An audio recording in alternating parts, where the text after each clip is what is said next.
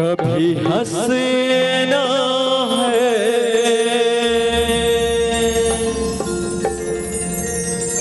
कभी रोना है, जीवन सुख दुख का संगम है। कभी पतझड़ है, कभी सावन है, ये आता जाता मौसम है, ये आता जाता मौसम है। जिंदगी चर दुनिया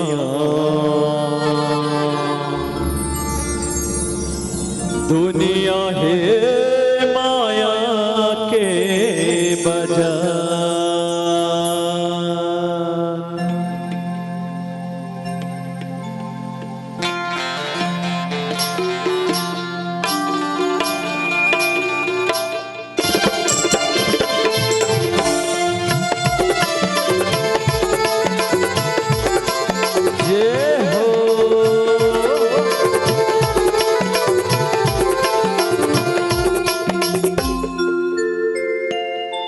जिनकी चर दुनिया दुनिया है माया के बाजार।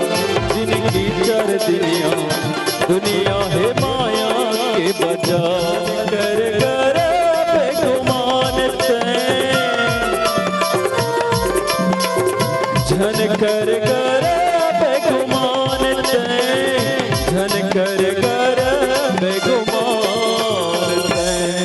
जिनकी चर दुनिया दुनिया है माया के बाजार। जिनकी चर दुनिया दुनिया है माया के बाजार। झन कर कर बेगुमान झन कर कर बेगुमान झन कर कर बेगुमान। जिनकी चर दुनिया दुनिया है माया के बाजार। जिनकी चर दुनिया दुनिया है माया के बाजार।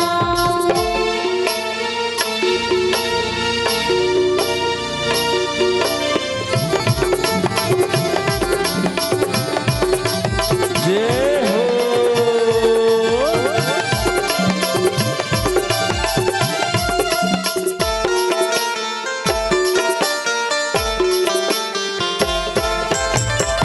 अनिकट फुटरा तोरे तन के स्वासाजी।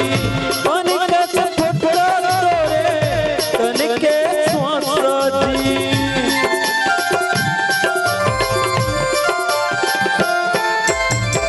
कोने घरे उड़ जाई जीव के तस्वीरिया जी। कोने घरे उड़ जाई तन के तस्वीरिया जी। झन कर कर बेगुमान झन कर कर बेगुमान झन कर कर बेगुमान। जिनकी चर दुनिया दुनिया है माया के बाजार। जिनकी चर दुनिया दुनिया है माया के बाजार।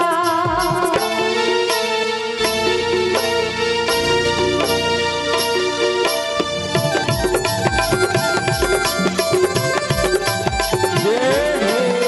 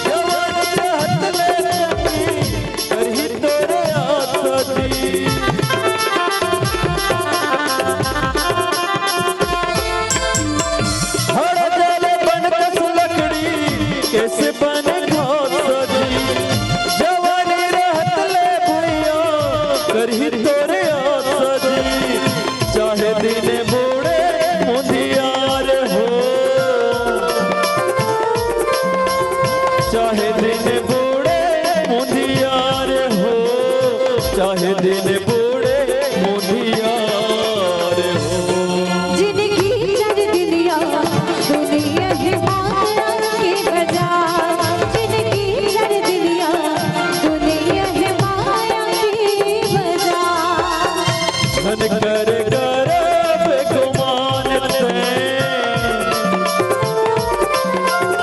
धन कर गर्भ गुमान ते धन कर गर्भ गुमान ते जिनकी चर दिलिया दुनिया है माया के बाजार जिनकी चर दिलिया दुनिया है माया के बाजार जिनकी चर दिलिया दुनिया है माया के बाजार जिनकी चर दिलिया दुनिया है माया के बाजार जिनकी चर दिलिया दुनिया है माया के बाजार जिनकी चर दिलिया